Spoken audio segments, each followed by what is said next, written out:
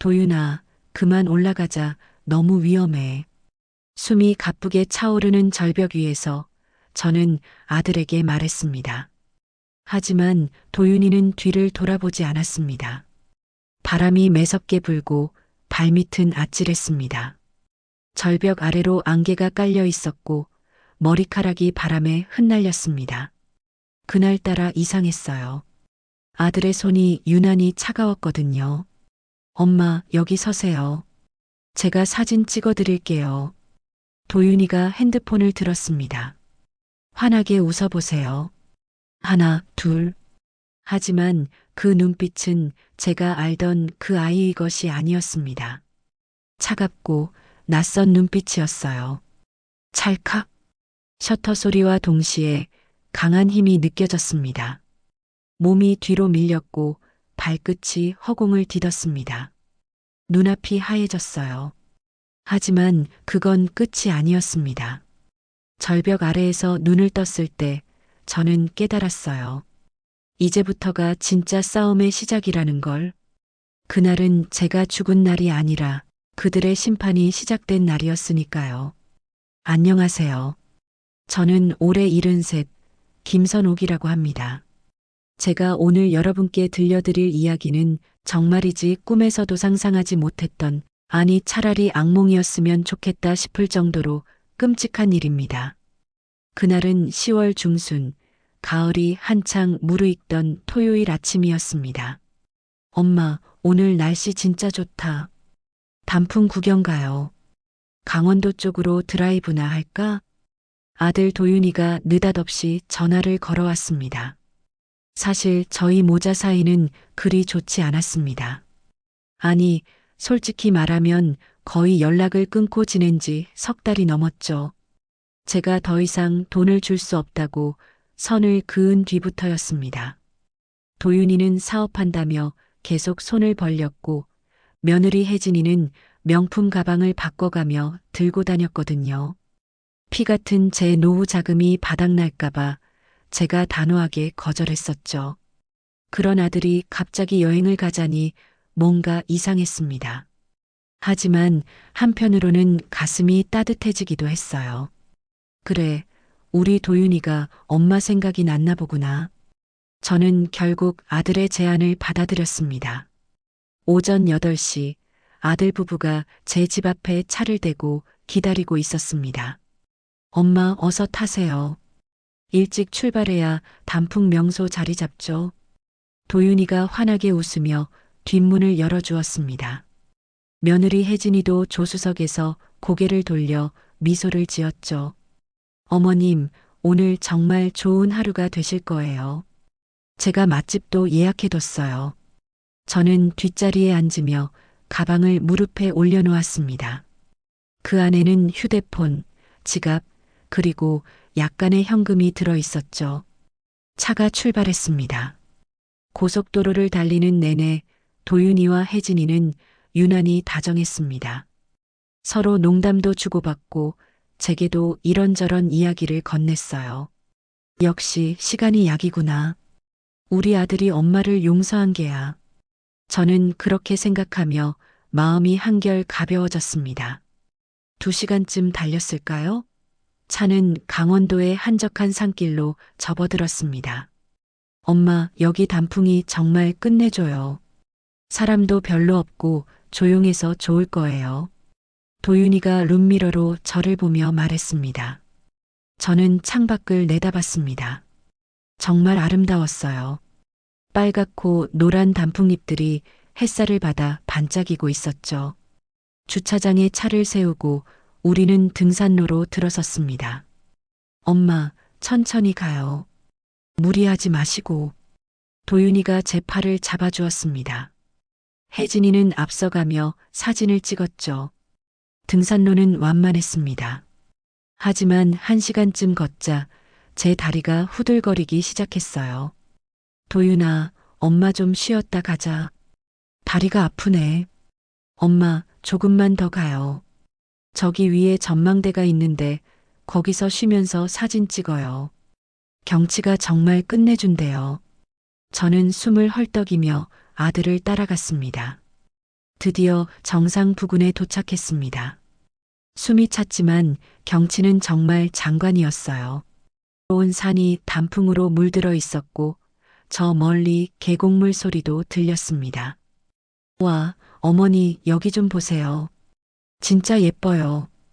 혜진이가 절벽 가장자리 쪽을 가리키며 말했습니다. 저는 조심조심 그쪽으로 다가갔습니다. 그런데 그 순간 뭔가 이상한 기분이 들었어요. 도윤이와 혜진이가 서로 눈빛을 주고받는 게 보였습니다. 그 눈빛이 어쩐지 차갑게 느껴졌죠. 엄마, 여기 서세요. 제가 사진 찍어 드릴게요. 도윤이가 저를 절벽 가장자리 쪽으로 자리를 잡아주었습니다. 저는 뒤가 텅 빈 느낌에 본능적으로 불안했지만 아들이 하는 대로 따랐습니다. 엄마, 환하게 웃어보세요.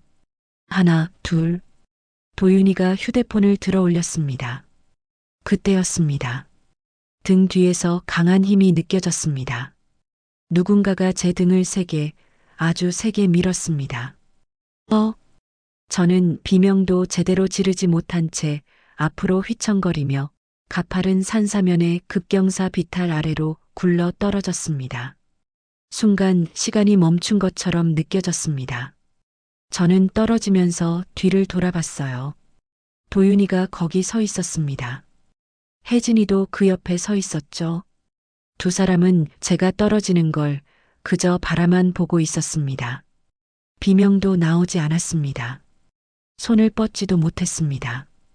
그들은 그저 차갑고 무표정하게 저를 내려다보고 있었어요. 도윤아, 엄마를 왜? 그 생각이 머릿속을 스치는 순간 저는 나뭇가지와 돌에 온몸이 부딪혔습니다. 온몸에 고통이 밀려왔습니다. 팔과 갈비뼈에서 끔찍한 통증이 밀려왔습니다. 부러진 소리가 분명히 들렸어요. 그나마 다행이었던 건 거대한 나무줄기에 몸이 걸리며 더 이상 떨어지지 않았다는 겁니다. 그대로 조금만 더 떨어졌다면 정말 끝이었을 겁니다. 머리도 세게 부딪혔는지 눈앞이 하얗게 번쩍이며 정신이 아득해졌습니다. 아, 이렇게 죽는구나. 의식이 점점 희미해졌습니다. 그리고 저는 완전히 정신을 잃었습니다. 얼마나 시간이 흘렀을까요? 저는 희미하게 목소리를 들었습니다. 여기 사람 있어요. 빨리 구조대 불러요. 멀리서 들려오는 듯한 물속에서 듣는 것 같은 희미한 목소리였습니다. 저는 눈을 뜨려고 했지만 눈꺼풀이 천근만근 무거웠어요. 온몸이 너무 아팠습니다. 움직일 수가 없었죠. 할머니, 정신 차리세요. 할머니. 누군가 제 뺨을 가볍게 두드리는 게 느껴졌습니다. 저는 간신히 눈을 반쯤 떴어요. 흐릿한 시야로 주황색 옷을 입은 구조대원들이 제 곁으로 다가왔습니다. 저는 살았습니다. 기적적으로 나무에 걸려서 떨어지다 멈춘 것이었죠. 할머니, 괜찮으세요? 의식 있으세요? 저는 말을 하려 했지만 목소리가 나오지 않았습니다. 그저 희미하게 눈만 뜨고 입술만 파르르 떨릴 뿐이었죠. 여기 숨 쉬어요. 빨리 들 것 준비하세요. 의식은 있는데 부상이 심합니다. 구조대원들이 재빨리 움직였습니다. 저는 조심스럽게 들 것에 옮겨졌어요. 온몸에 고통이 밀려왔지만 한편으로는 안도감이 들었습니다. 살았다. 나는 살았구나. 산을 내려가는 동안 저는 정신이 왔다 갔다 했습니다. 구조대원 한 분이 제 손을 꼭 잡고 있었어요. 할머니, 정신 놓으시면 안 돼요. 조금만 버티세요. 거의 다 내려왔어요. 저는 천천히 눈을 감았다 떴다만 반복했습니다. 도윤이, 혜진이. 그 순간의 기억이 파편처럼 떠올랐어요. 절벽 가장자리에 서 있던 제 모습. 등을 미는 강한 힘. 떨어지는 저를 차갑게 내려다보던 아들의 눈빛. 설마, 그럴 리가. 저는 부정하고 싶었습니다. 하지만 제 본능은 알고 있었어요. 아들이 저를 밀었다는 것을, 아들이 저를 죽이려 했다는 것을요. 구급차가 기다리고 있었습니다. 할머니, 이제 병원으로 가실 거예요. 조금만 더 힘내세요. 구조대원이 제 손을 꼭 쥐어주고는 구급대원에게 저를 인계했습니다. 구급차 안에서 구급대원이 물었습니다. 할머니, 보호자 연락처 아세요? 가족분께 연락드려야 하는데요. 저는 떨리는 입술로 간신히 말했습니다. 아들이. 네, 아드님 전화번호 알려주세요. 저는 말을 잇지 못했습니다. 아들의 전화번호를 말해야 할까요? 저를 절벽 아래로 밀어버린 그 아들에게 연락을 해야 할까요? 할머니, 괜찮으세요? 전화번호를 말씀해 주셔야. 저는 고개를 저었습니다. 모르겠어요. 휴대폰은 가지고 계세요? 구급대원이 제 가방을 찾으려 했지만 가방은 없었습니다. 절벽에서 떨어질 때 어디론가 날아가 버렸던 것이죠. 휴대폰도 지갑도 신분증도 모두 없었습니다. 할머니, 성함이라도 알려주세요. 김선옥. 저는 간신히 제 이름만 말하고는 다시 의식을 잃었습니다. 눈을 떴을 때 저는 병원 침대에 누워 있었습니다. 형광등 불빛이 눈부셨어요. 온몸이 깁스와 붕대로 감겨 있었고 여기저기 주사 바늘이 꽂혀 있었습니다. 정신이 드셨네요. 간호사 한 분이 다가와 제 상태를 확인했습니다. 여기가 어디예요? 제 목소리는 갈라지고 쉬어 있었습니다. 종합병원 응급실이에요. 할머니, 보호자분 연락처 좀 알려주실 수 있으세요? 신원 확인이 안 돼서요. 저는 천천히 고개를 저었습니다. 없어요. 가족분이 안 계세요? 그 질문에 저는 속으로 생각했습니다. 아들이 있죠. 하지만 그 아들이 저를 죽이려 했습니다. 어떻게 연락을 할 수 있겠습니까? 할머니, 간호사가 걱정스러운 얼굴로 저를 바라봤습니다. 저는 그저 눈을 감았습니다. 뜨거운 눈물이 뺨을 타고 흘러내렸습니다. 저는 살아남았습니다. 하지만 이제 어떻게 해야 할까요? 제 하나뿐인 아들이 저를 버렸는데, 아니 죽이려 했는데, 저는 이제 어디로 가야 할까요? 다음 날 아침, 저는 희미하게 눈을 떴습니다. 온몸이 욱신거렸어요. 특히 왼팔이 심하게 아팠죠. 고개를 돌려보니 깁스로 단단하게 고정되어 있었습니다. 깨어나셨네요. 낯선 의사 선생님이 차트를 들고 제 침대 옆에 서 있었습니다. 할머니, 정말 큰 사고를 당하셨어요. 왼팔 골절에 갈비뼈 3대가 금이 갔고 머리에도 심한 타박상을 입으셨습니다. 그래도 생명에는 지장이 없으니 천만다행이에요. 저는 말없이 천장만 바라봤습니다. 생명에 지장이 없다. 과연 다행인 걸까요? 할머니, 혹시 보호자분 연락처 기억나셨어요? 입원 수속을 해야 하는데 신원 확인이 안 되면 저희가 처리하기가 어려워서요.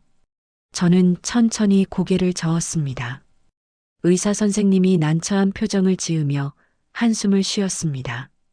그럼 일단 응급조치는 끝났으니까 대기실로 옮겨드리겠습니다. 신원이 확인되면 그때 정식으로 입원 처리하시면 돼요. 저는 응급실 한 구석 대기실로 옮겨졌습니다. 차갑고 딱딱한 플라스틱 의자가 줄지어 있는 곳이었죠. 주변에는 다른 환자들과 보호자들이 붐볐지만 저는 철저히 혼자였습니다. 제 옆 침대에는 젊은 여자가 누워 있었어요. 옆에서 남편으로 보이는 남자가 걱정스러운 얼굴로 손을 잡아주고 있었죠. 여보, 괜찮아? 물 좀 마실래? 고마워. 당신이 있어서 다행이야. 저는 그 모습을 보다가 고개를 돌렸습니다. 가슴이 먹먹했어요. 저에게도 아들이 있습니다. 하지만 그 아들은 지금 어디에 있을까요? 절벽 아래로 떨어진 저를 두고 그냥 떠났죠. 아마도 제가 죽었다고 생각하고 있겠죠. 하루가 지나고 이틀이 지났습니다. 저는 병원에서 준 담요를 몸에 둘러쓰고 아무것도 할 수 없었습니다. 배가 고팠지만 돈이 없었어요. 간호사들이 가끔씩 물이나 죽을 가져다 주었지만 그것만으로는 턱없이 부족했죠. 밤이 되면 더 힘들었습니다. 병원 복도는 사람들로 붐비지만 저는 그 누구와도 말을 섞지 못했어요. 휴대폰도 없어서 시간을 확인할 수도 없었고 시간이 얼마나 지났는지 구분조차 어려웠습니다. 내가 이렇게 버려지는구나. 그 생각이 들자 눈물이 주르륵 흘러내렸습니다. 70평생을 살면서 이렇게 비참한 적은 없었어요. 사흘째 되는 날 저녁이었습니다. 저는 의자에 웅크리고 앉아 멍하니 복도를 바라보고 있었어요. 할머니, 식사하셨어요? 간호사 한 분이 다가와 물었습니다. 저는 고개를 저었습니다. 아이고, 안 되겠네. 잠깐만 기다리세요. 간호사는 잠시 후 도시락 하나를 가져왔습니다. 이거라도 드세요. 제가 먹으려던 건데 할머니 드리는 거예요. 고맙습니다. 저는 떨리는 손으로 도시락을 받았습니다. 뚜껑을 열자 따뜻한 밥 냄새가 났어요. 눈물이 또 났습니다. 간호사가 제 어깨를 가볍게 토닥였습니다. 할머니, 힘내세요. 곧 좋은 일 있을 거예요. 하지만 저는 알고 있었어요. 좋은 일 따위는 없을 거라는 것을요. 밤이 깊어졌습니다. 저는 잠을 이룰 수가 없었어요. 온몸이 아팠고 마음은 더 아팠습니다. 도윤이는 지금 뭘 하고 있을까? 혹시 제가 살아있다는 걸 알면 어떻게 반응할까요? 놀랄까요? 아니면 다시 저를 죽이려 할까요? 그 생각을 하니 온몸에 소름이 돋았습니다. 저는 담요를 머리까지 뒤집어 쓰고 몸을 웅크렸습니다. 나흘째 되던 날 오전이었습니다. 저기요, 혹시 김선옥 할머니 계세요? 낯선 목소리가 들렸습니다. 저는 고개를 들었어요. 30대 중반쯤 돼 보이는 단정한 여자가 서 있었습니다. 검은색 정장에 명찰을 달고 있었죠. 제가 김선옥입니다만. 아, 할머니. 찾았네요. 안녕하세요. 저는 이 병원 사회복지팀에서 일하는 한지연이라고 합니다. 한지연 씨가 제 옆 의자에 앉으며 부드럽게 미소 지었습니다. 할머니, 신원 미상 상태로 사흘째 대기실에 계시다고 들었어요. 얼마나 힘드셨어요? 그 따뜻한 말 한마디에 저는 그만 눈물이 터져 나왔습니다. 저는 소리내어 울었습니다. 한지연 씨가 제 손을 꼭 잡아주었어요. 괜찮아요, 할머니. 이제 제가 도와드릴게요. 천천히 이야기해 주세요. 한참을 울고 나서야 저는 간신히 마음을 진정시켰습니다. 한지연 씨가 티슈로 제 눈물을 닦아주었어요. 할머니, 우선 긴급 의료비 지원부터 신청해 드릴게요. 그래야 병실도 배정받으실 수 있어요. 고맙습니다. 정말 고맙습니다. 할머니, 혹시 어떻게 다치신 거예요? 산에서 추락하셨다고 들었는데. 저는 잠시 망설였습니다. 아들 이야기를 해야 할까요? 한지연 씨가 제 표정을 살피더니 조심스럽게 물었습니다. 할머니, 혹시 가족분과 함께 계셨던 거예요? 저는 천천히 고개를 끄덕였습니다. 아들하고 며느리하고. 그럼 가족분들은 지금 어디 계세요? 저는 입술을 깨물었습니다. 모르겠어요. 저를 두고 떠났어요. 한지연 씨의 눈이 커졌습니다. 네, 두고 떠나다니요? 저는 떨리는 목소리로 그날의 일을 이야기하기 시작했습니다. 단풍 구경을 가자던 아들, 절벽 가장자리에 서게 한 것, 그리고 등을 미는 강한 힘. 이야기를 다 듣고 난 한지연 씨의 얼굴이 창백해졌습니다. 할머니, 그럼 이건 제가 미친 소리 하는 것처럼 들리죠? 저도 믿고 싶지 않아요. 하지만 저는 깁스한 팔을 들어 올렸습니다. 이게 다 증거예요. 제 아들이 저를 말을 잇지 못하고 또 눈물이 났습니다. 한지연 씨가 제 손을 꼭 쥐었습니다. 할머니, 지금부터 제가 할 수 있는 모든 걸 해드릴게요. 우선 할머니 신원부터 정확히 확인해야 해요. 제 이름은 김선옥이에요. 서울시 강북구에 살고 있고요. 할머니, 혹시 주민등록번호 기억하세요? 그걸로 가족관계 증명서를 발급받으면 아드님 연락처를 찾을 수 있어요. 저는 천천히 고개를 끄덕였습니다. 52년생이에요. 그리고 주민번호는 한지연 씨가 재빨리 수첩에 받아 적었습니다. 알겠습니다.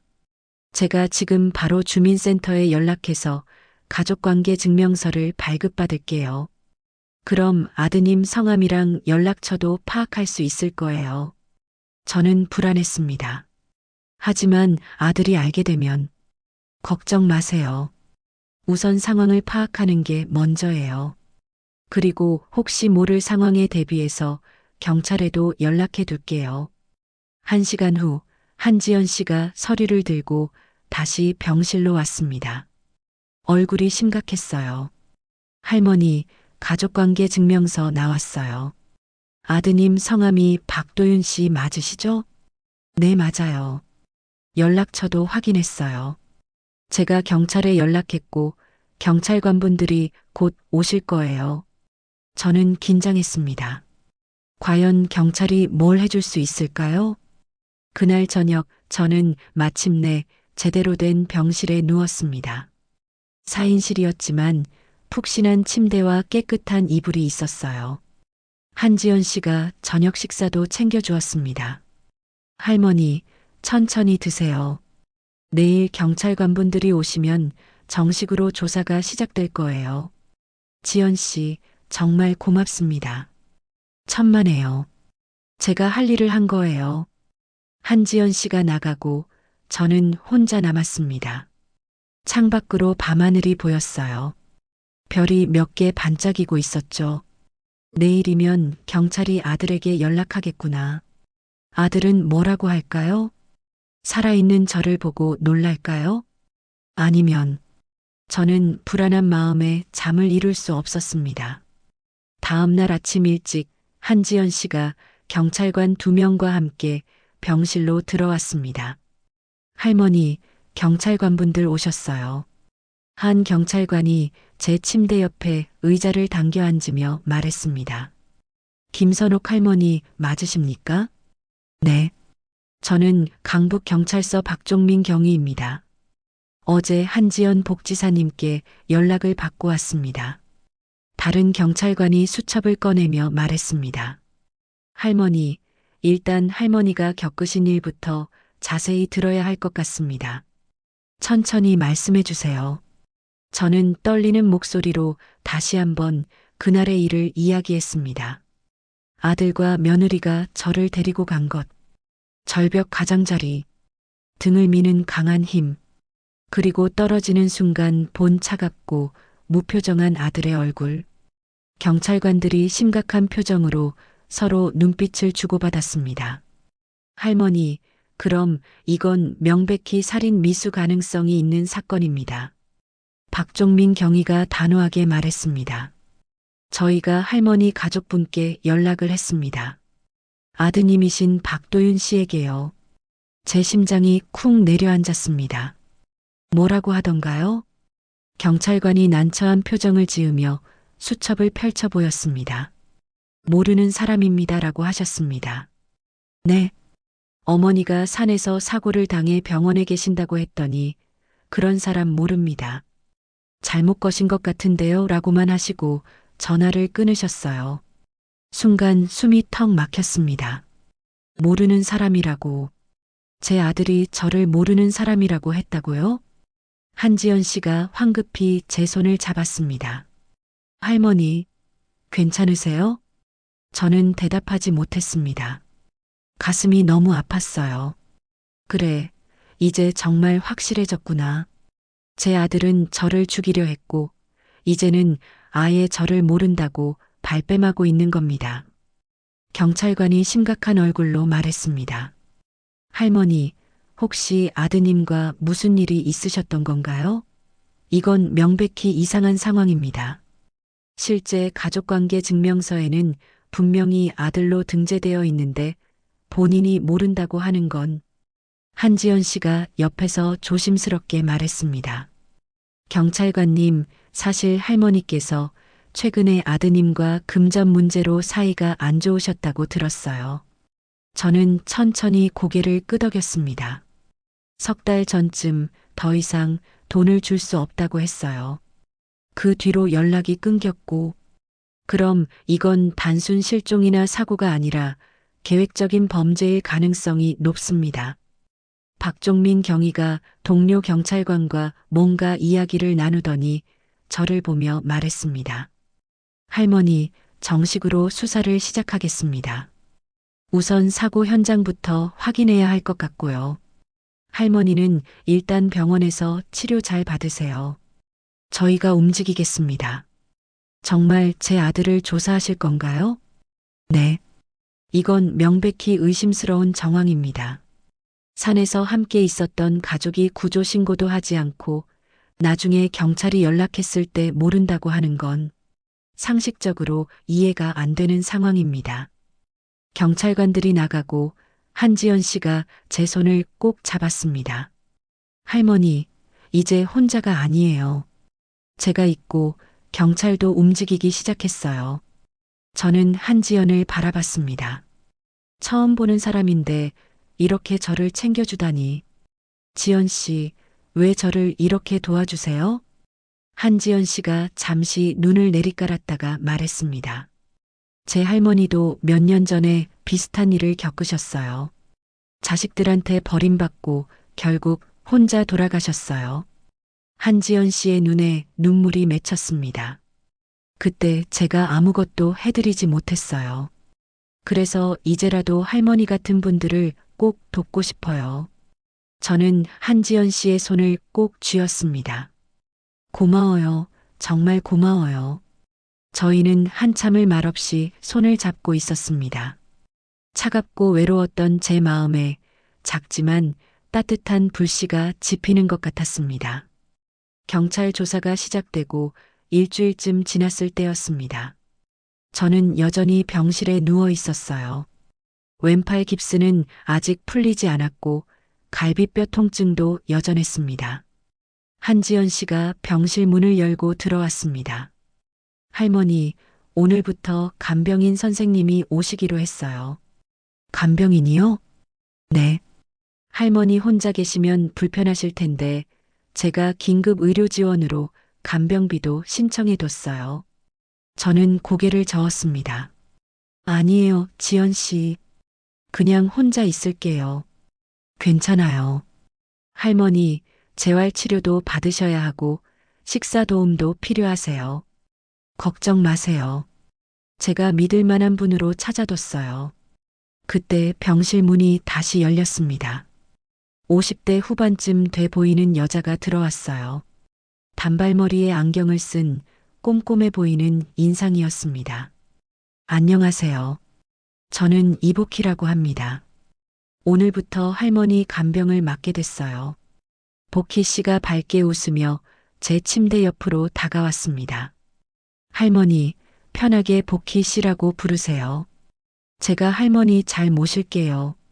저는 어색하게 고개를 끄덕였습니다. 한지연 씨가 복희 씨에게 뭔가 귓속말을 하더니 나갔습니다. 복희 씨는 정말 세심했습니다. 제가 손을 뻗으려고 하면 먼저 물을 따라 주었고 식사 시간이 되면 음식을 한 입 크기로 잘라서 먹여주었죠. 할머니, 천천히 드세요. 서두를 거 없어요. 고맙습니다. 뭐려? 제 일인걸요. 며칠이 지나자 복희 씨와 조금씩 이야기를 나누게 되었습니다.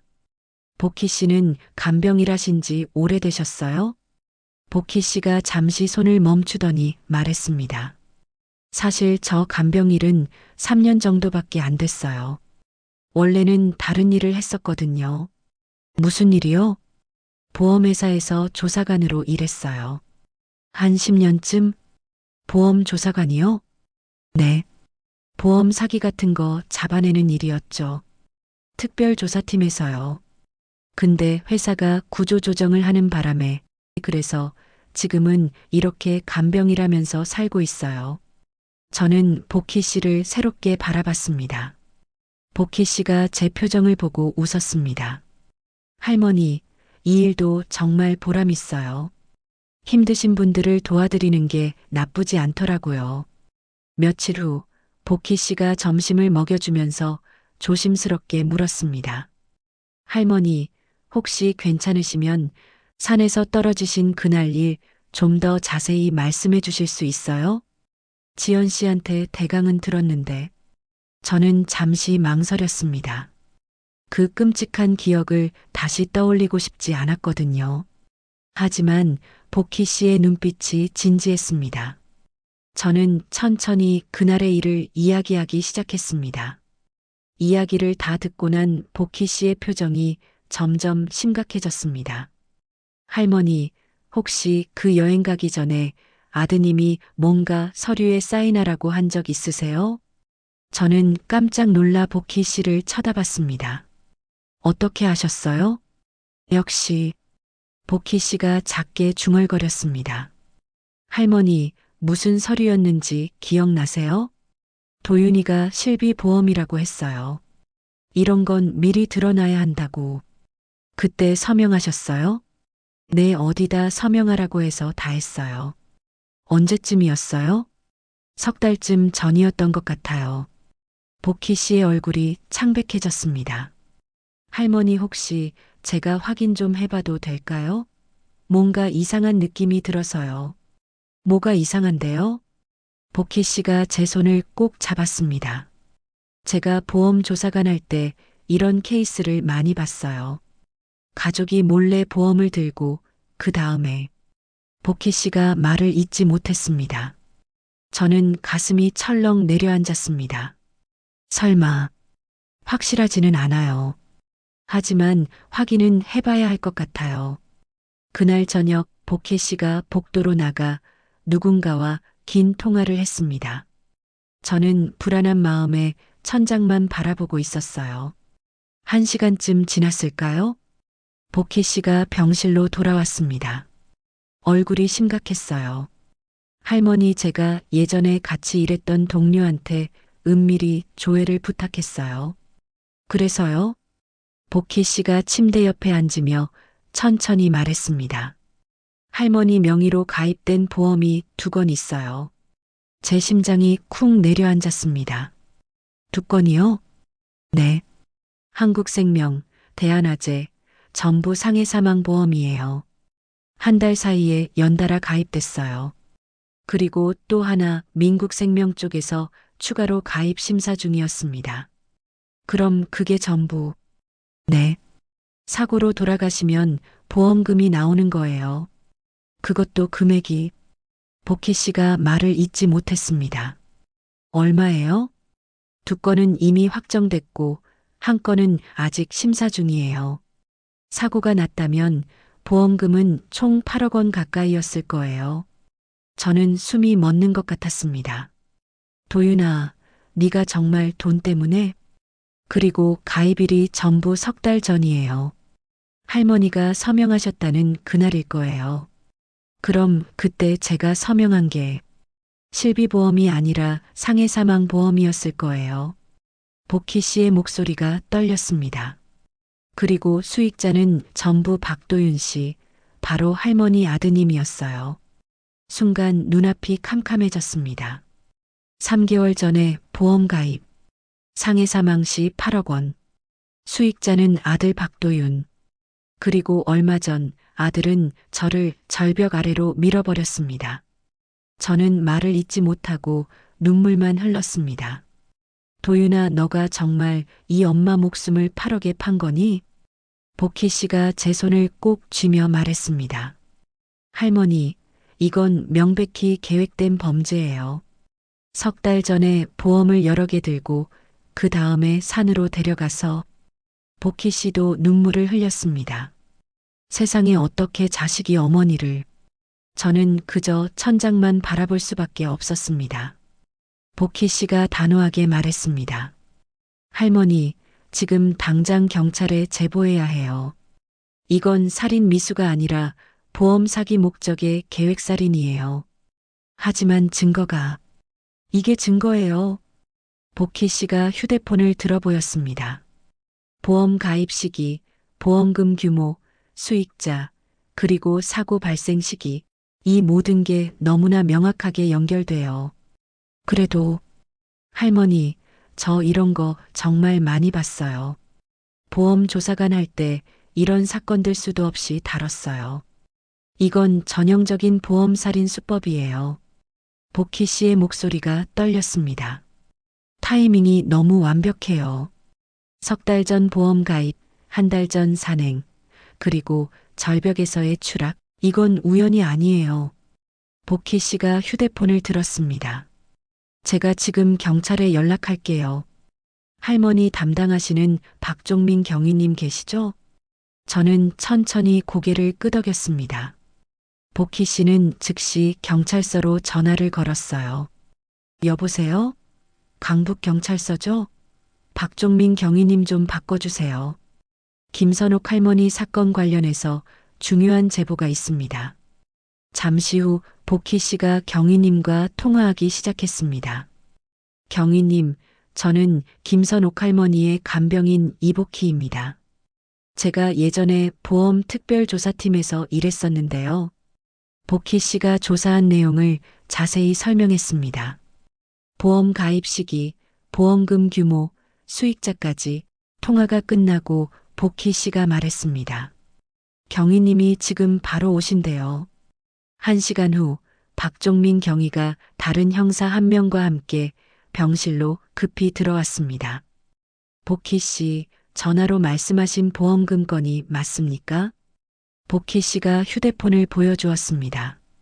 네, 여기 제 동료가 보내준 조회 내역이에요. 김선옥 할머니 명의로 가입된 상해 사망 보험입니다. 전부 석 달 전에 가입됐고 수익자는 전부 아들 박도윤 씨예요. 박종민 경위가 휴대폰 화면을 꼼꼼히 보더니 옆에 있던 형사와 심각한 눈빛을 교환했습니다. 이거 전형적인 보험 살인 수법인데요. 박종민 경위가 저를 보며 물었습니다. 할머니, 이 보험들 직접 가입하신 거 맞으세요? 아니에요. 전 실비보험이라고만 들었어요. 서명은 하셨습니까? 네, 아들이 하라는 대로 다 했어요. 박종민 경위가 깊은 한숨을 내쉬었습니다. 이거 완전히 사건 성격이 바뀌었습니다. 단순 살인 미수가 아니라 보험 사기 목적의 계획살인이에요. 복희 씨가 전문가답게 설명했습니다. 경위님, 보험금 총액이 8억 원이고 가입 시기와 사고 발생 시기가 석 달밖에 차이가 안 나요. 게다가 이렇게 상해 사망 보험을 동시에 가입했다는 건 명백히 계획적이에요. 상해 사망 보험이면 면책 기간이 짧죠? 네. 일반 사망은 1, 2년이지만 상해 사망은 보통 면책이 없거나 아주 짧아요. 그래서 이런 범죄에 악용되는 거예요. 박종민 경위가 수첩에 뭔가를 빠르게 적으며 물었습니다. 복희 씨, 혹시 보험조사 쪽 경력이 있으세요? 네, 한국생명에서 10년간 특별조사팀에 있었어요. 보험 사기 적발이 제 전문이었죠. 그럼 이번 수사에 협조 좀 부탁드려도 될까요? 전문가 의견이 필요할 것 같습니다. 물론입니다. 제가 할 수 있는 건 뭐든지 하겠습니다. 박종민 경위가 저를 보며 말했습니다. 할머니, 이제 이 사건은 중대범죄로 분류됩니다. 살인 미수 및 보험 사기죄로 정식 수사에 들어가겠습니다. 도윤이를 정말 잡으실 건가요? 네.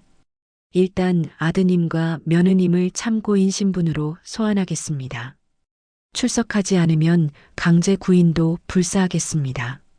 복희 씨가 제 손을 꼭 잡아주었습니다. 할머니, 이제 진실이 밝혀질 거예요. 걱정 마세요.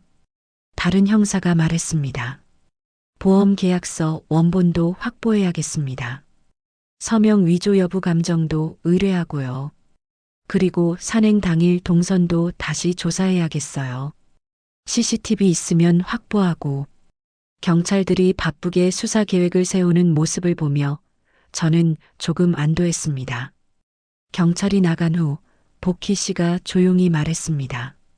할머니, 제가 보험조사관 할 때 이런 사건들 정말 많이 봤어요. 가족이 가족을 돈 때문에 해치는 끔찍한 일들. 복희 씨의 눈에 슬픔이 어려 있었습니다. 그런데 막상 제 눈앞에서 이런 일을 겪고 계신 분을 만나니까 정말 가슴이 아프네요. 저는 복희 씨의 손을 꼭 쥐었습니다. 복희 씨, 고마워요. 복희 씨가 아니었으면 전 영영 진실을 모르고 살았을지도 몰라요.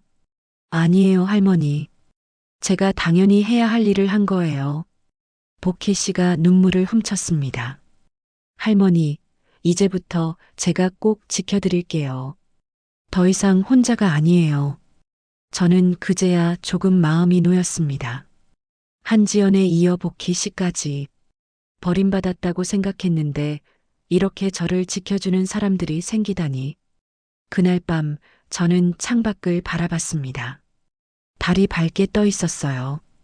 도윤아, 너는 지금 뭘 하고 있니? 보험금 8억을 타내려고 어머니를 죽이려 했던 그 아들은 지금 어디서 무슨 생각을 하고 있을까요? 저는 깊은 한숨을 내쉬었습니다. 하지만 이제는 두렵지 않았습니다. 한지연 씨가 있고 복희 씨가 있고 경찰도 움직이고 있으니까요. 저는 더 이상 혼자가 아니었습니다. 복희 씨가 경찰에 제보하고 사흘이 지났습니다. 그날 저녁 복희 씨가 급하게 병실로 들어왔어요. 할머니, 뉴스 나왔어요. 뉴스요?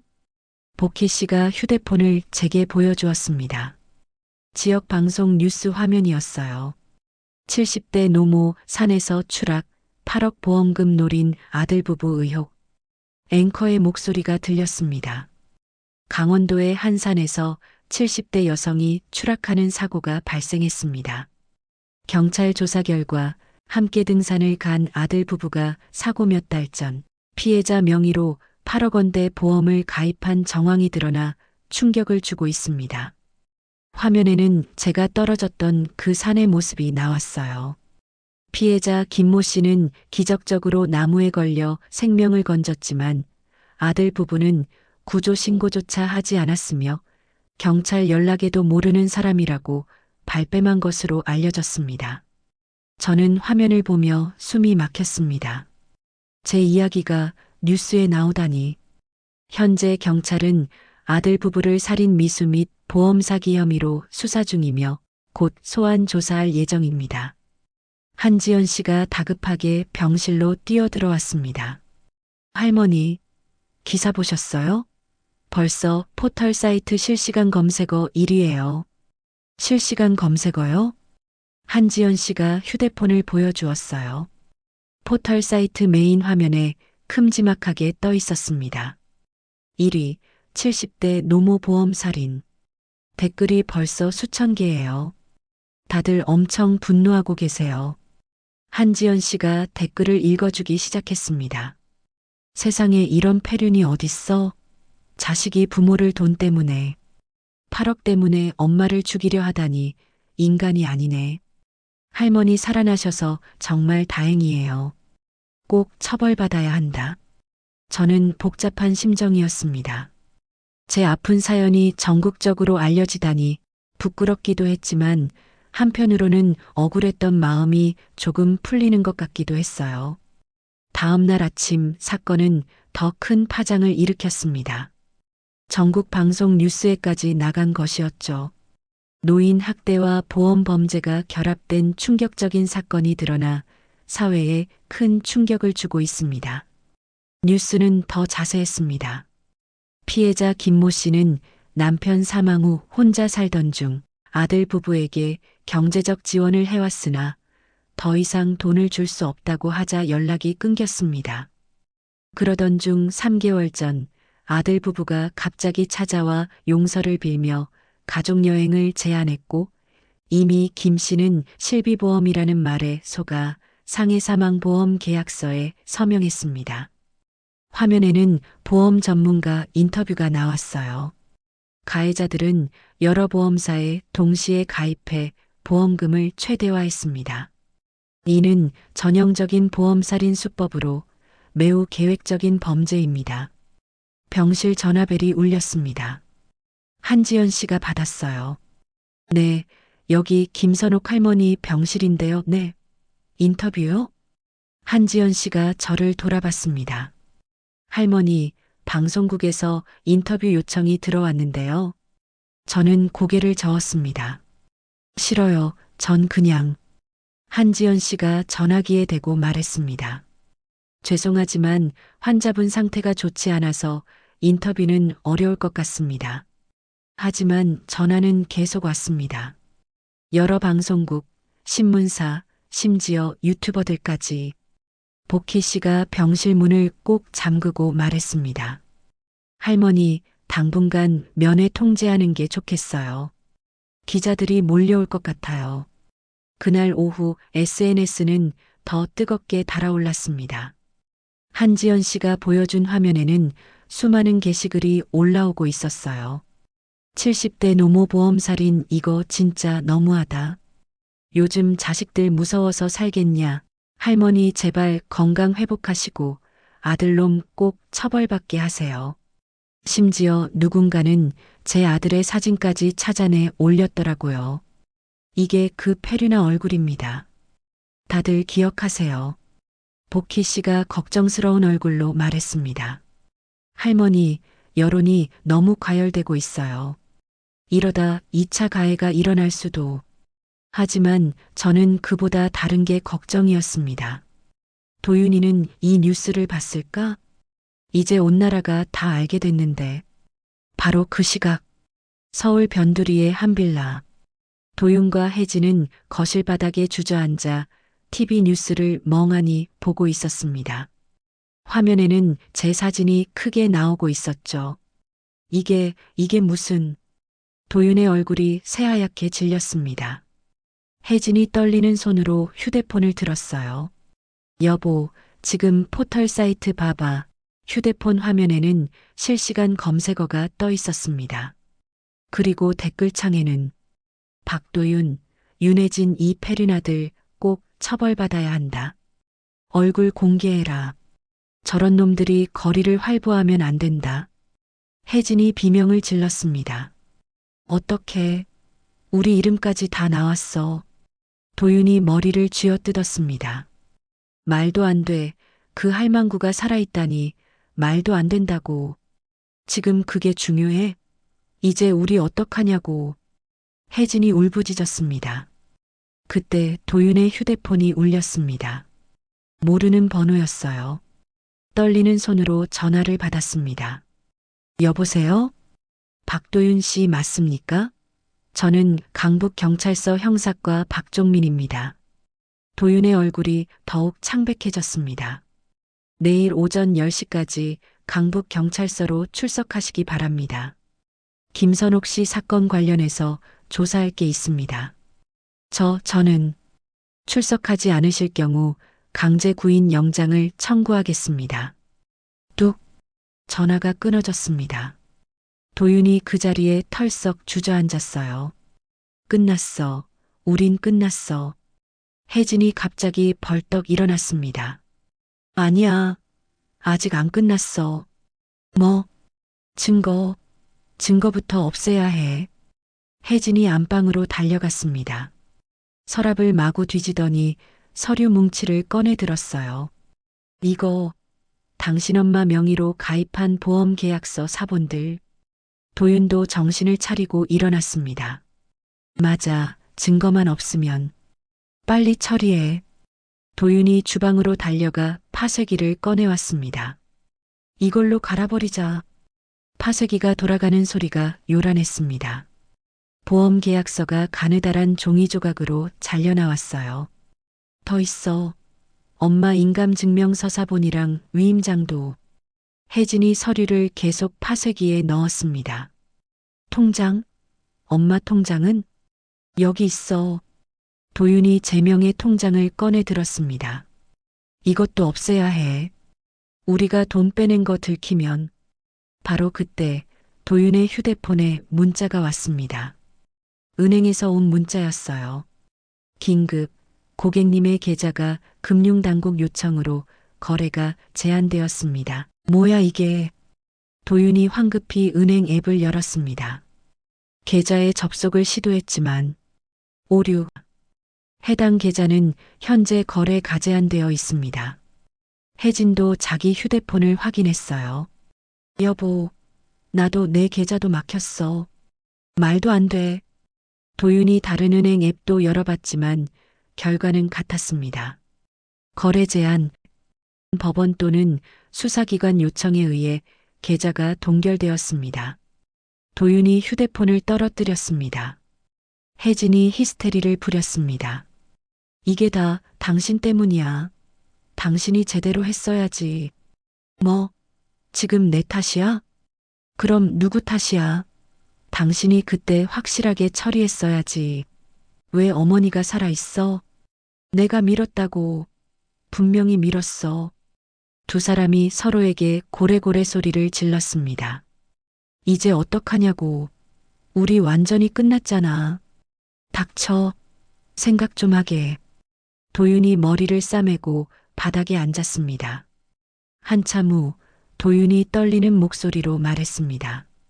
도망가자. 뭐? 도망가는 수밖에 없어. 경찰 출석하면 바로 구속될 거야. 어디로?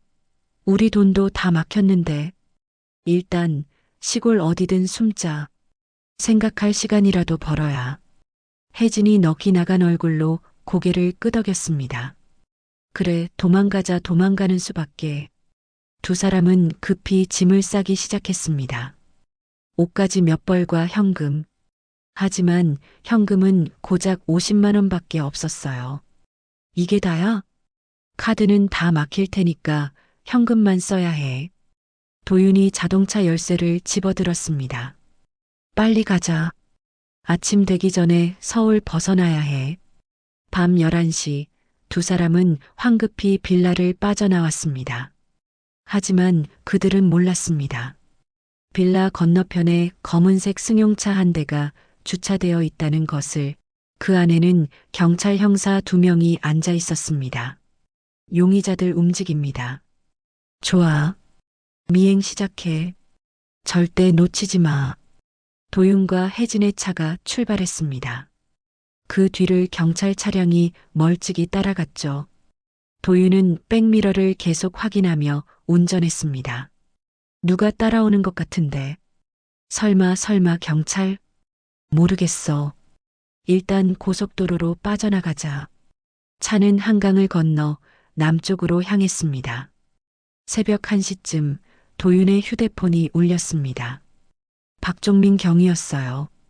박도윤 씨, 지금 어디십니까? 도윤이 전화를 끊어버렸습니다. 하지만 곧 다시 전화가 왔어요. 도망가봤자 소용없습니다. 우리가 지금 뒤에 있습니다. 도윤이 깜짝 놀라 백미러를 봤습니다. 검은색 승용차가 바짝 따라붙고 있었어요. 젠장. 도윤이 페달을 세게 밟았습니다. 차가 속도를 높였죠. 여보, 무슨 짓이야? 따돌려야 해. 하지만 경찰 차량도 속도를 높였습니다. 5분 후 앞에서 경광등이 번쩍이는 다른 경찰차가 나타났습니다. 차량을 세우십시오. 즉시 정차하십시오. 도윤은 어쩔 수 없이 길가에 차를 세웠습니다. 경찰 차량 2대가 앞뒤로 막아섰어요. 형사들이 우르르 내렸습니다. 박도윤, 윤혜진, 나오십시오. 도윤과 혜진은 떨리는 몸으로 차에서 내렸습니다. 박종민 경위가 수갑을 꺼내 들었습니다. 박도윤, 윤혜진, 당신들을 살인 미수 및 보험 사기 혐의로 긴급 체포합니다. 찰칵. 차가운 수갑이 도윤의 손목에 채워졌습니다. 혜진도 마찬가지였죠. 억울해요.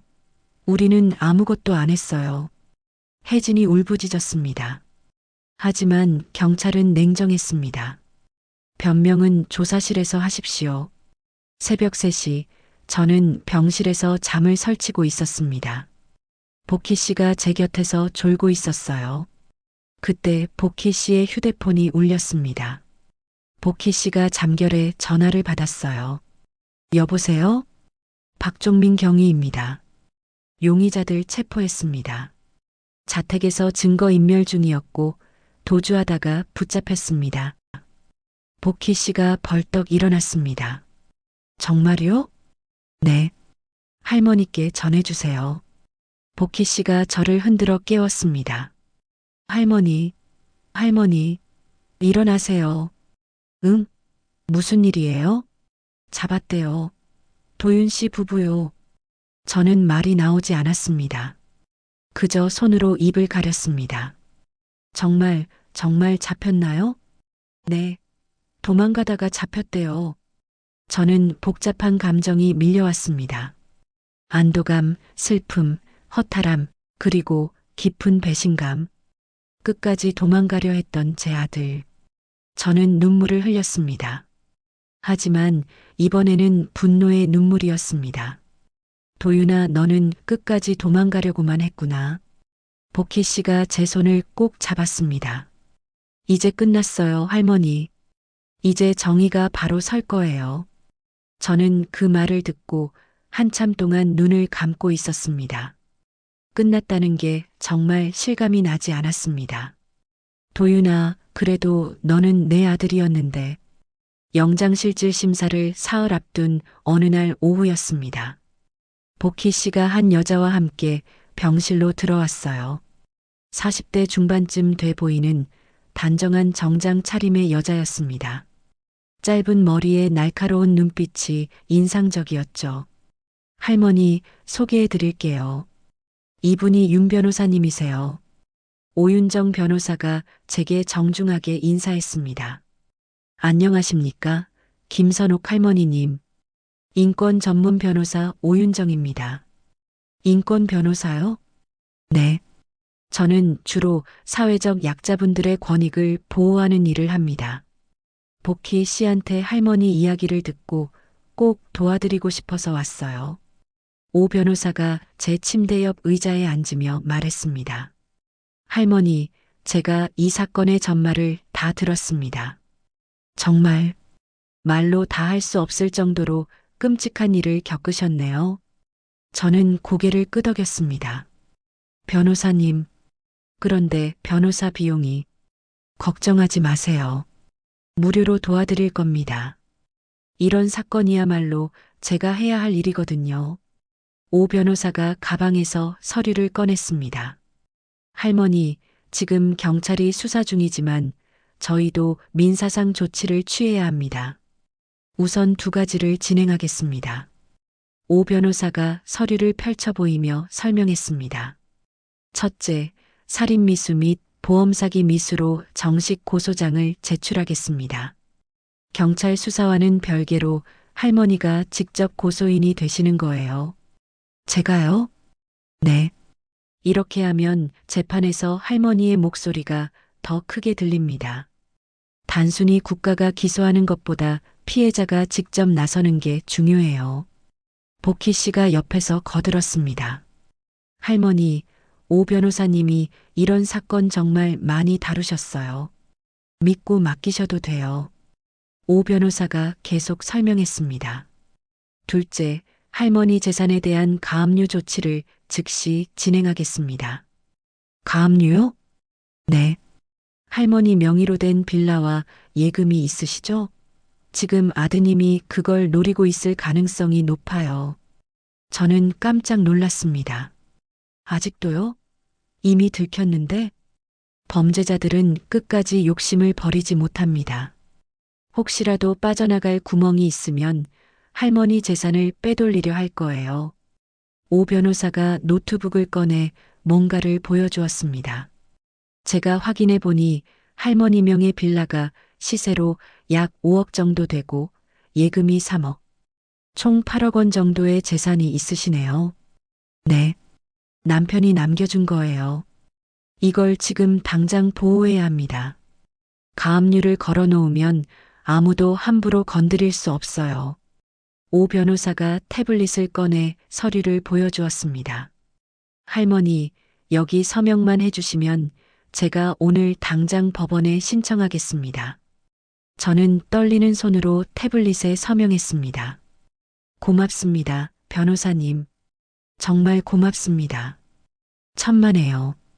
이게 제가 해야 할 일이에요. 오 변호사가 일어서며 말했습니다. 그리고 일주일 후 영장실질 심사 때 할머니께서 법정에 출석하실 거죠? 네. 가기로 했어요. 제가 그날 함께 가겠습니다. 할머니 혼자 두지 않을게요. 복희 씨가 말했습니다. 저도 같이 갈게요, 할머니. 저는 두 사람을 보며 눈물이 났습니다. 버림받은 줄 알았는데 이렇게 많은 사람들이 저를 지켜주고 있다니. 오 변호사가 나간 후 복희 씨가 말했습니다. 할머니, 오 변호사님 정말 유능하세요. 이런 사건만 수백 건을 다뤄보신 분이에요. 어떻게 그런 분을 알게 됐어요? 제가 예전에 보험 조사할 때 한 번 같이 일한 적이 있어요. 보험 사기 피해자를 도와주시는 걸 봤는데 정말 멋있더라고요. 복희 씨가 창밖을 바라보며 말했습니다. 할머니, 이제 우리 편이 많아졌어요. 혼자가 아니에요. 저는 고개를 끄덕였습니다. 이틀 후 오 변호사에게서 전화가 왔습니다. 할머니, 좋은 소식입니다. 가압류 결정 났어요. 정말이요? 네. 할머니 빌라와 예금, 계좌 전부 가압류 걸렸습니다. 이제 아무도 할머니 재산에 손댈 수 없어요. 저는 안도의 한숨을 내쉬었습니다. 감사합니다, 변호사님. 그리고 고소장도 접수했습니다. 검찰에서 곧 연락이 갈 거예요. 전화를 끊고 저는 복희 씨를 보며 말했습니다. 복희 씨 제 재산을 지켰어요.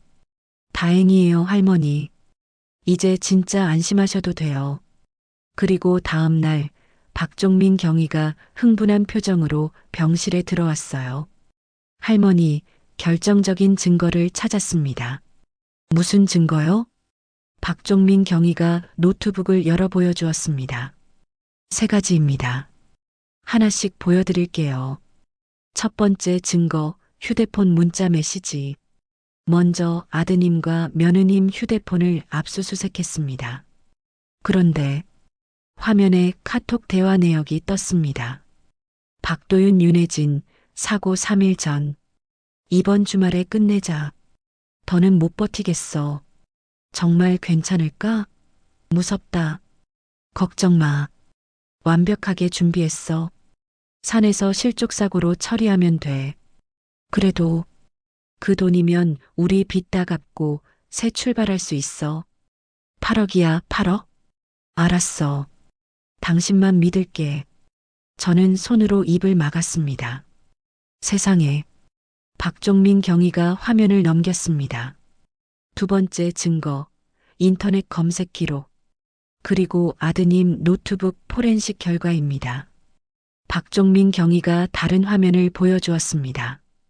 박도윤 인터넷 검색 기록, 2개월 전 산악사고 사망률, 2개월 전 추락사고 생존 가능성, 한 달 전 상해 사망보험 면책기간, 한 달 전 보험금 지급 조건, 한 달 전 완전 범죄 방법, 사고 2주 전 강원도 인적 드문 등산로, 사고 1주 전 추락사고로 위장하는 법.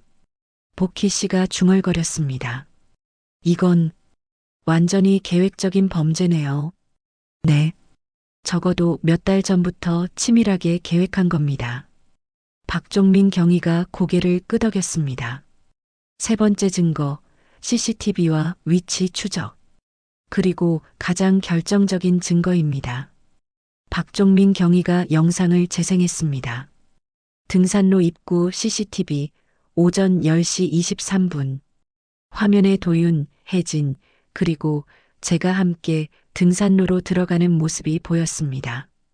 셋이 나란히 걸어가고 있었어요. 여기까지는 세 분 다 함께 계셨죠. 박종민 경위가 설명했습니다. 등산로 입구 CCTV 오후 1시 47분. 이번에는 도윤과 혜진만 급하게 내려오는 모습이었습니다. 저는 보이지 않았어요. 그런데 두 사람만 내려왔습니다. 3시간 반 만에요. 박종민 경위가 다른 자료를 보여주었습니다. 그리고 휴대폰 위치 추적 기록을 보면 화면에 지도가 떴습니다. 빨간 점이 이동 경로를 표시하고 있었어요. 사고 당일 오후 1시 45분 세 분의 휴대폰이 모두 절벽 근처에 있었습니다. 빨간 점 3개가 같은 위치에 모여 있었어요. 그런데 오후 1시 50분 할머니 휴대폰은 절벽 근처에 그대로 있었고 두 사람 휴대폰만 하산했습니다. 그럼 저를 거기 두고 내려온 거네요. 저는 떨리는 목소리로 말했습니다. 네. 그리고 할머니 휴대폰은 다음 날 오전에 신호가 끊겼어요. 배터리가 나간 거죠. 네 번째 증거, 법의학적 소견. 마지막으로 법의학 감정 결과입니다. 박종민 경위가 서류를 꺼냈습니다. 국립과학수사연구원에 할머니 상처 패턴 분석을 의뢰했습니다. 무슨 분석이요? 복희 씨가 물었습니다. 단순 추락 사고인지 아니면 외부 힘에 의한 추락인지 구별하는 겁니다. 박종민 경위가 사진을 보여주었습니다. 제 등 부분 사진이었어요. 할머니 등 부분에 특이한 타박상이 있습니다. 이건 추락 과정에서 생긴 게 아니라 추락 직전에 생긴 거예요. 그게 무슨, 쉽게 말하면 누군가 할머니를 뒤에서 세게 밀었을 때 생기는 상처입니다. 손바닥 크기와 거의 일치해요. 복희 씨가 놀라 소리쳤습니다. 그럼 이건 물리적 증거잖아요. 네. 법의학자 소견으로는 외부 힘에 의한 추락 가능성 90% 이상입니다. 박종민 경위가 노트북을 닫으며 말했습니다. 할머니, 이제 증거가 완벽합니다. 문자 메시지, 검색 기록, CCTV, 위치 추적, 법의학 소견. 모두 아드님의 계획적 범행을 입증합니다. 오 변호사가 그때 병실로 들어왔습니다. 경위님, 저도 지금 들었어요. 완벽하네요. 네, 변호사님. 이 정도면 구속영장은 확실히 나올 겁니다. 오 변호사가 저를 보며 말했습니다. 할머니 사흘 후 영장실질 심사 때 이 증거들이 모두 제출됩니다. 판사님도 이걸 보시면 결정하실 거예요. 저는 고개를 끄덕였습니다. 모든 게 명확해졌습니다. 제 아들은 정말로 저를 죽이려 했고 그건 우발적인 게 아니라 치밀하게 계획된 범죄였습니다. 그날 밤 저는 잠을 이룰 수 없었습니다. 며칠 후면 법정에서 도윤이를 마주하게 됩니다. 그 문자들을 보면서 저는 깨달았습니다. 제 아들은 이미 오래전에 제 아들이 아니었다는 것을요. 돈 앞에서 인간성을 잃어버린 그저 낯선 범죄자가 되어버렸다는 것을요. 창밖으로 달이 떠 있었습니다. 저는 눈을 감았습니다. 도윤아, 이제 정말 끝이구나. 영장실질 심사가 열리던 날 아침이었습니다. 복희 씨가 일찍부터 병실에 와서 저를 준비시켜 주었어요.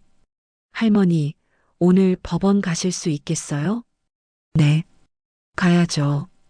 저는 떨리는 손으로 옷을 입었습니다. 한지연 씨도 일찍 도착했어요. 할머니, 제가 휠체어 준비했어요. 무리하시면 안 돼요. 고마워요, 지연 씨. 오 변호사가 병실 문을 열고 들어왔습니다. 할머니, 준비되셨어요? 출발해야 할 시간이에요. 법원에 도착하자 이미 많은 기자들이 몰려 있었습니다. 김선옥 할머니시죠? 한 말씀만 해주세요. 아드님을 직접 보시게 되는데 심정이 어떠세요? 플래시가 터지고 수많은 마이크가 제 앞에 쏟아졌습니다. 복희 씨와 한지연 씨가 저를 막아섰습니다. 비켜주세요. 피해자분 상태가 안 좋으세요. 오 변호사가 앞장서서 기자들을 해치며 나갔습니다.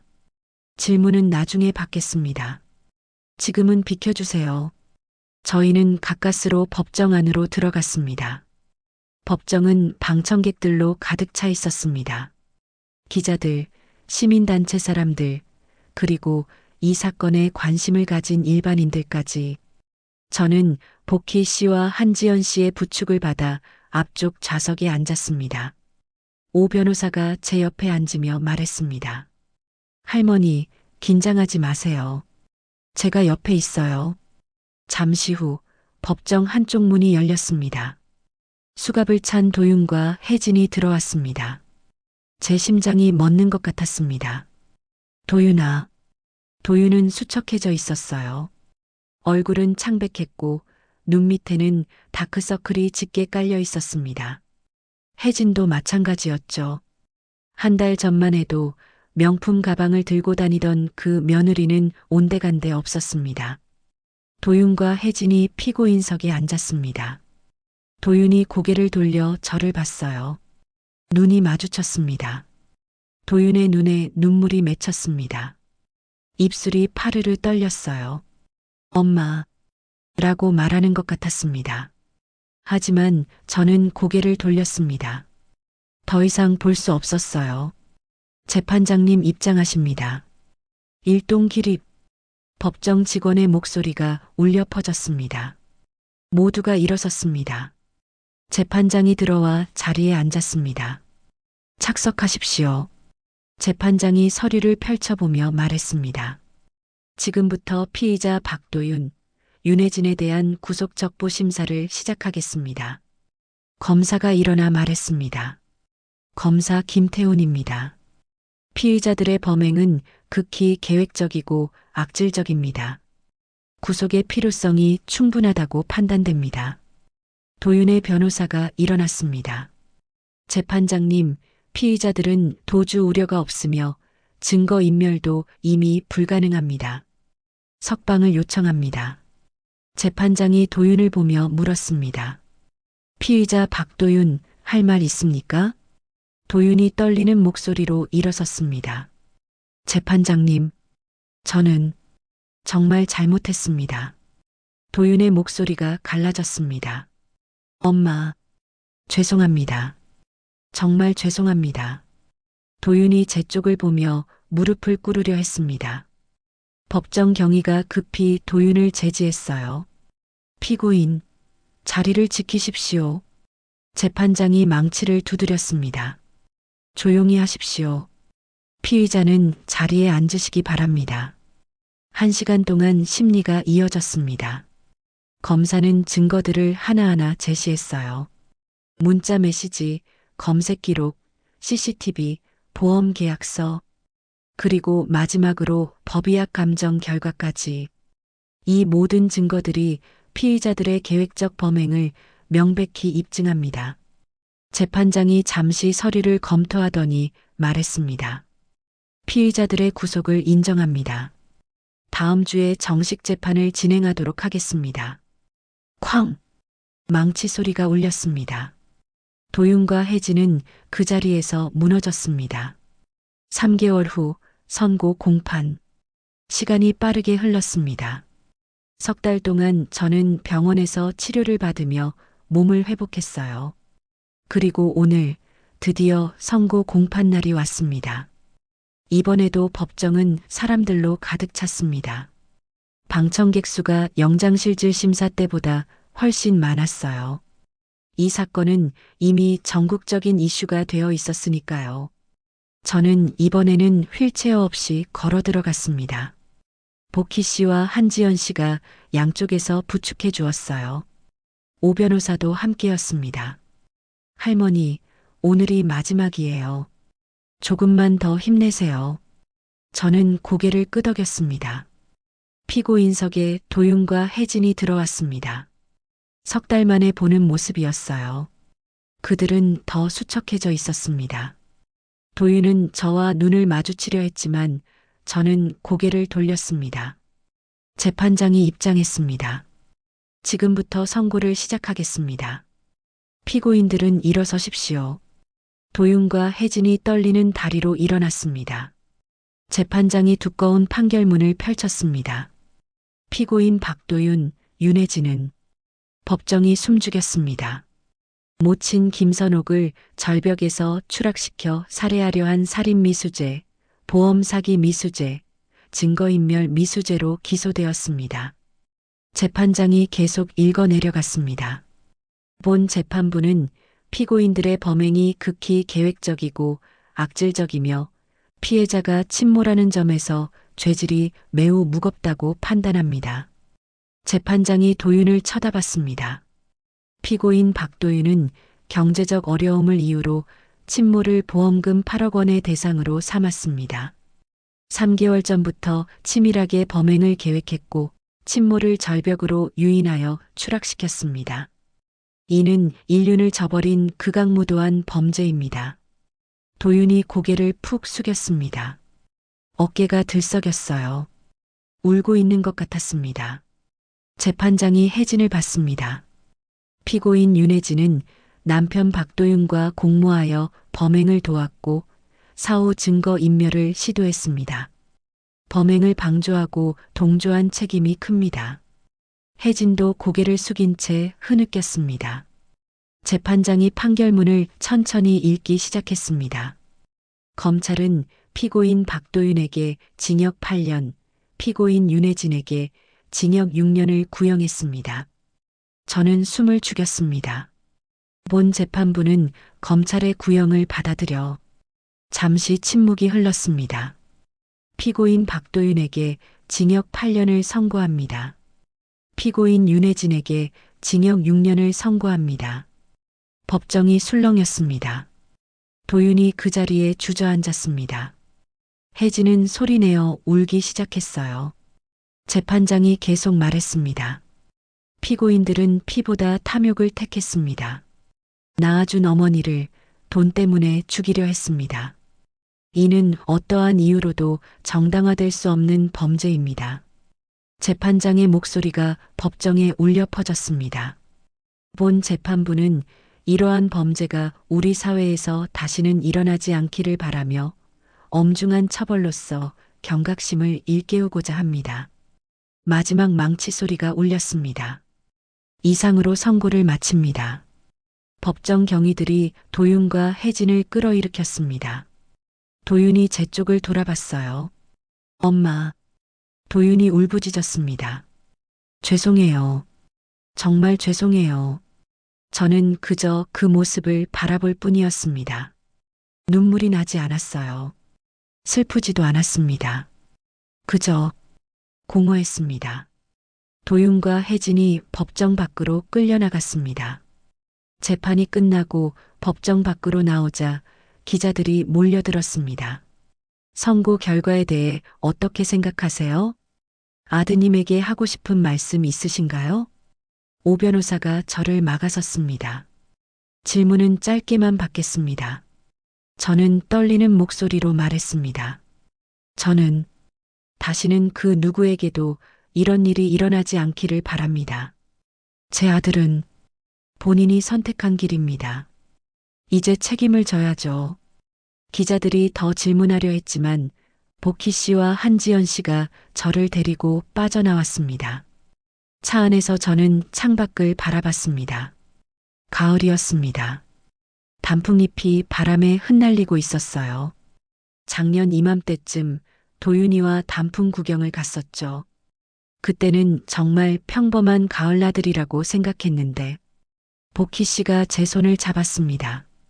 할머니, 이제 끝났어요. 정말 수고 많으셨어요. 한지연 씨도 뒷좌석에서 말했습니다. 할머니, 이제 좀 쉬셔도 돼요. 저는 고개를 끄덕였습니다.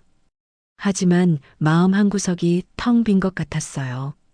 재판이 끝나고 한 달쯤 지났을 때였습니다. 저는 퇴원해서 작은 원룸에서 살고 있었어요. 예전 빌라는 팔아버렸습니다. 그곳에는 너무 슬픈 기억들이 많았으니까요. 어느 날 오후 한지연 씨가 찾아왔습니다. 할머니, 요즘 어떻게 지내세요? 그냥 하루하루 살고 있어요. 저는 힘없이 대답했습니다. 재판은 끝났지만 제 마음은 여전히 공허했습니다. 매일 텅 빈 방에서 혼자 시간을 보냈어요. 한지연 씨가 제 손을 잡았습니다. 할머니, 제가 오늘 할머니께 제안 하나 드리고 싶어서 왔어요. 제안이요? 한지연 씨가 가방에서 서류를 꺼냈습니다. 할머니, 할머니께서 겪으신 일. 사실 할머니만의 일이 아니에요. 무슨 말이에요? 제가 복지사로 일하면서 정말 많은 어르신들을 만났어요. 자식들한테 버림받고 학대당하고 재산을 빼앗긴 분들. 그런 분들이 너무 많아요. 한지연 씨의 목소리가 떨렸습니다. 그런데 대부분 어르신들이 도움을 요청할 곳조차 없어요. 어디 가서 하소연해야 할지도 모르시고. 저는 한지연 씨를 바라봤습니다. 그래서 제가 생각한 게 있어요. 할머니 같은 분들을 위한 단체를 만들면 어떨까요? 단체요? 네. 가족에게 학대당한 노인분들이 모여서 서로 도와주고 법적 지원도 받고 상담도 하는 그런 단체요. 그때 초인종이 울렸습니다. 문을 열자 복희 씨가 서 있었어요. 할머니, 저도 지연 씨한테 연락받고 왔어요. 복희 씨가 들어오며 말했습니다. 할머니, 저도 지연 씨 의견에 동의해요. 우리 같이 단체를 만들어요. 하지만 제가 뭘 할 수 있을까요? 저는 자신이 없었습니다. 한지연 씨가 제 손을 꼭 쥐었습니다. 할머니, 할머니는 이미 충분히 용감하신 분이에요. 아드님을 고소하고 재판까지 버티셨잖아요. 복희 씨가 거들었습니다. 그리고 할머니 이야기가 뉴스에 나가면서 많은 분들이 용기를 얻었어요. 저한테도 전화가 여러 통이 왔어요. 자기도 비슷한 일을 겪었는데 어떻게 해야 하냐고. 저는 두 사람을 번갈아 봤습니다. 정말 제가 도움이 될 수 있을까요? 물론이에요. 한지연 씨와 복희 씨가 동시에 대답했습니다.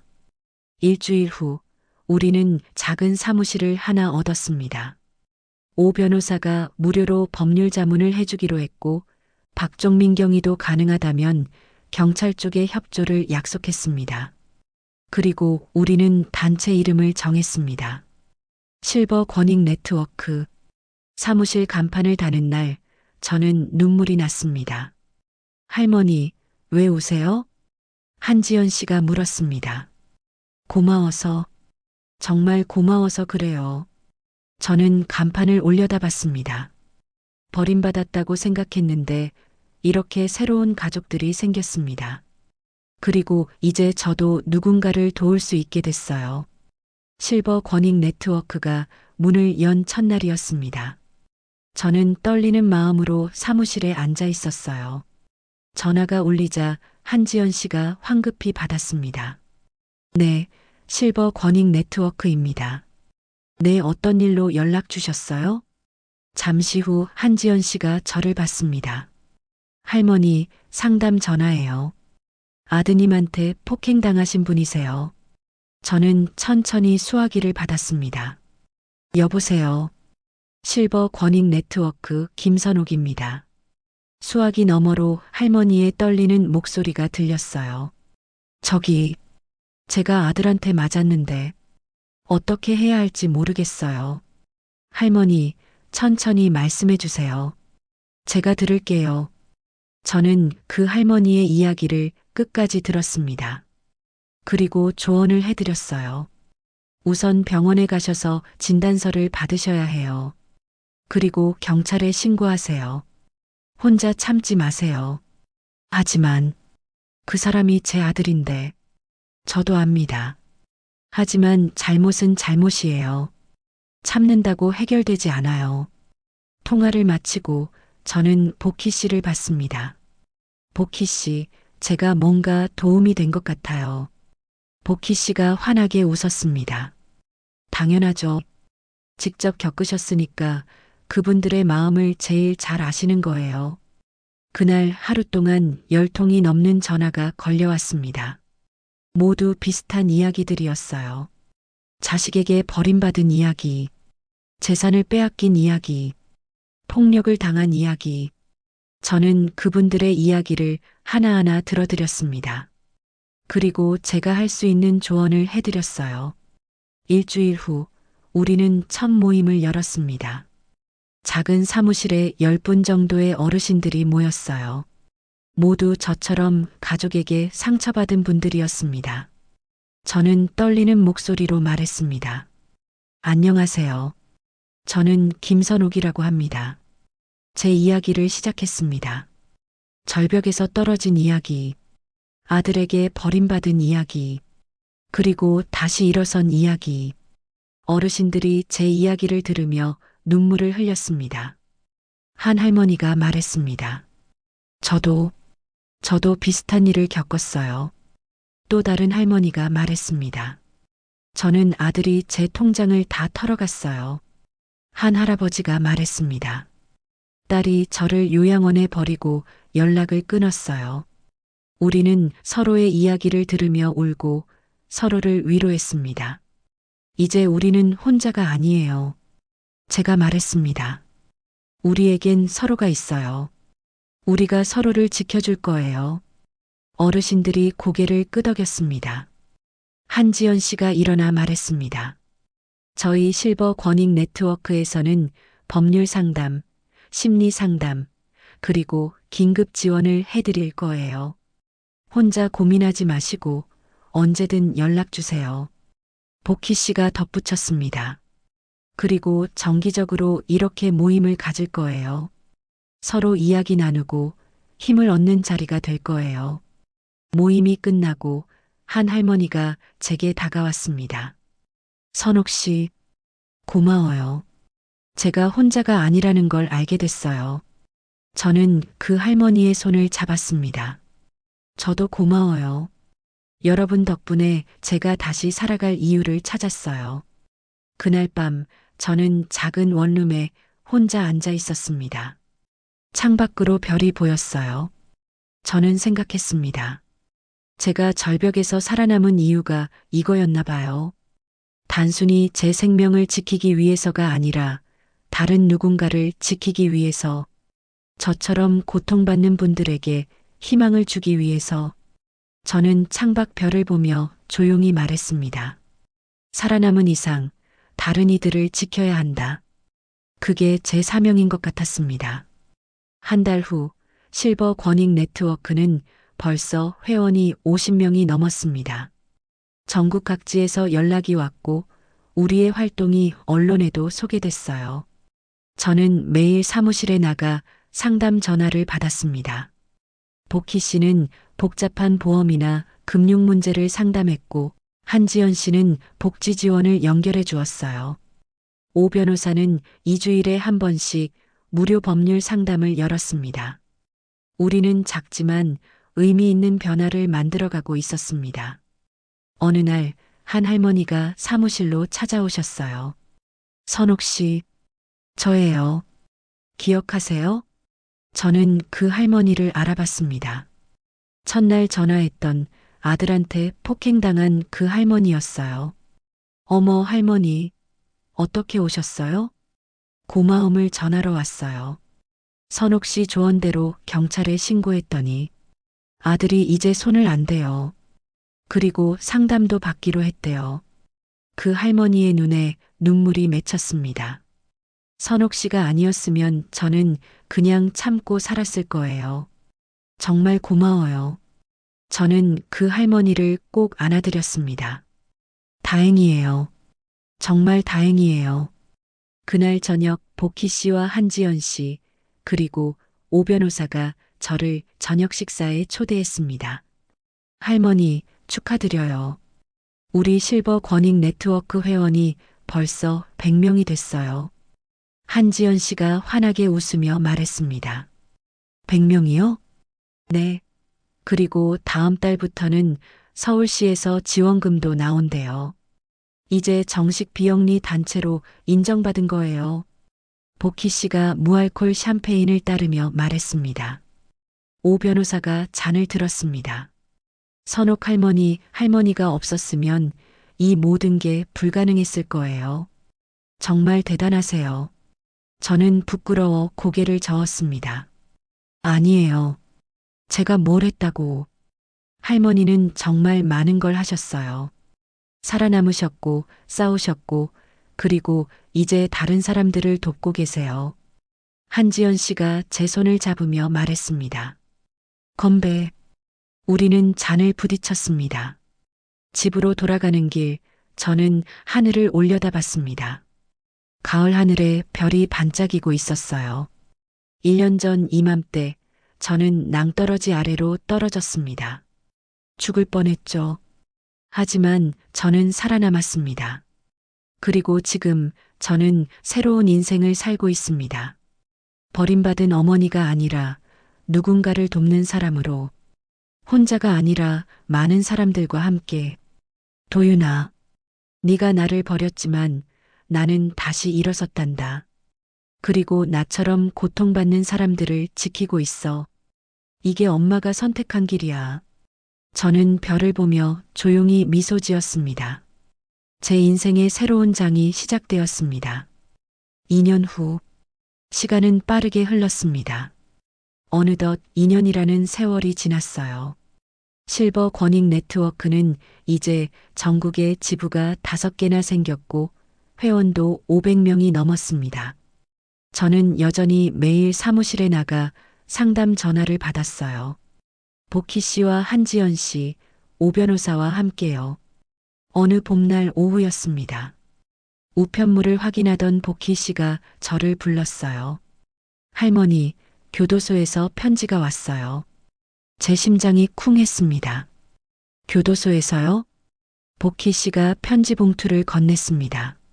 엄마에게. 오랜만입니다. 아니, 이렇게 편지를 쓸 자격조차 없는 저입니다. 2년이라는 시간이 흘렀습니다. 이곳 교도소에서 저는 매일 엄마를 생각합니다. 절벽 위에서 엄마를 밀었던 그날을, 돈에 눈이 멀어 어머니를 죽이려 했던 제 자신을. 처음에는 변명하고 싶었습니다. 제가 경제적으로 힘들었다고, 빚에 쪼들렸다고. 하지만 이제 압니다. 어떤 이유로도 제가 저지른 죄는 정당화될 수 없다는 것을요. 교도소에서 저는 목공 기술을 배우고 있습니다. 매일 나무를 깎으며 속죄의 마음을 새깁니다. 엄마, 용서를 구하지 않겠습니다. 제가 저지른 죄는 용서받을 수 없는 것이니까요. 다만 남은 형기를 마치고 나가면 진심으로 반성하며 살겠습니다. 다시는 누구에게도 해를 끼치지 않는 사람이 되겠습니다. 엄마, 건강하십시오. 그리고 정말 죄송합니다. 불효자 도윤올림. 편지를 다 읽고 저는 한참을 말없이 앉아 있었습니다. 눈물이 났습니다.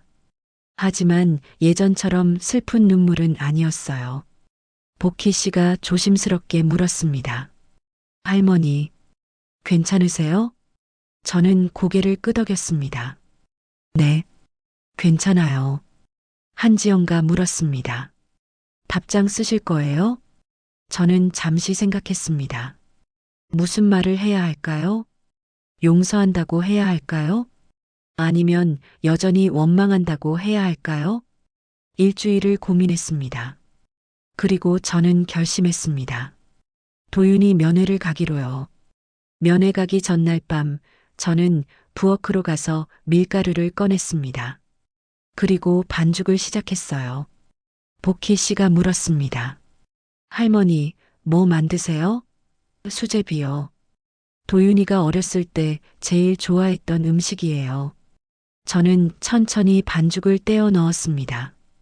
보글보글 끓는 물에 수제비가 익어갔어요. 복희 씨가 조심스럽게 물었습니다.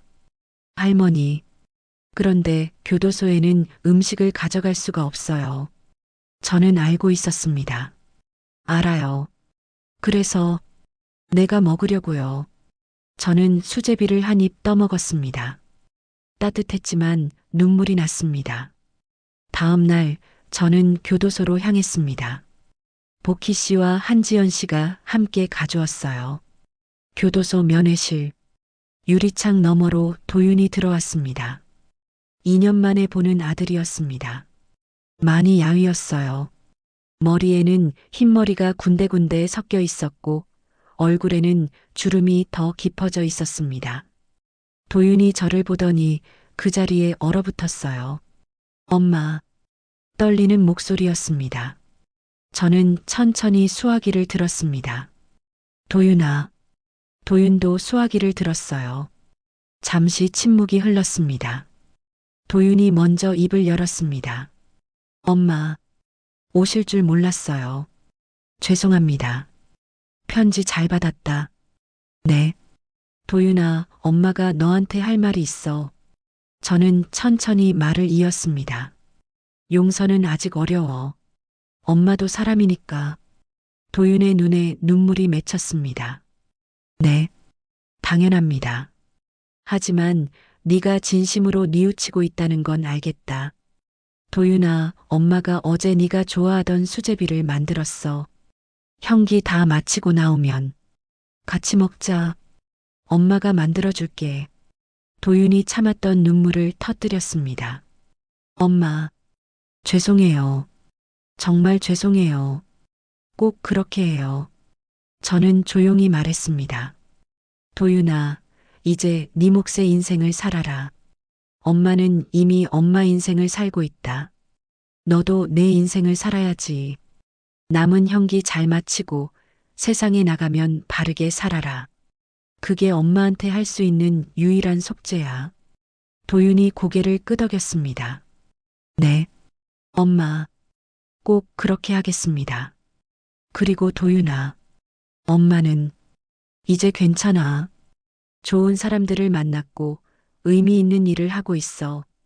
그러니 너도 너무 자책하지 마라. 도윤이 소리내어 울었습니다. 면회를 마치고 교도소를 나오는 길, 복희 씨가 물었습니다. 할머니, 괜찮으세요? 네. 이제는 정말 괜찮아요. 저는 하늘을 올려다봤습니다. 파란 봄 하늘이 펼쳐져 있었어요. 도윤아, 엄마는 이제 너를 놓아줄게. 너도 네 인생을 살고 엄마도 엄마 인생을 살자. 우리는 이제 각자의 길을 가는 거야. 실버 권익 네트워크는 계속 성장했습니다. 그리고 우리는 새로운 프로젝트를 시작했어요. 바로 노인 법률 상담소였습니다. 오 변호사가 제안했습니다. 상담만으로는 부족해요. 실제로 법적 대응까지 도와드려야 해요. 복희 씨가 동의했습니다. 맞아요. 많은 어르신들이 법적 절차를 어려워하시거든요.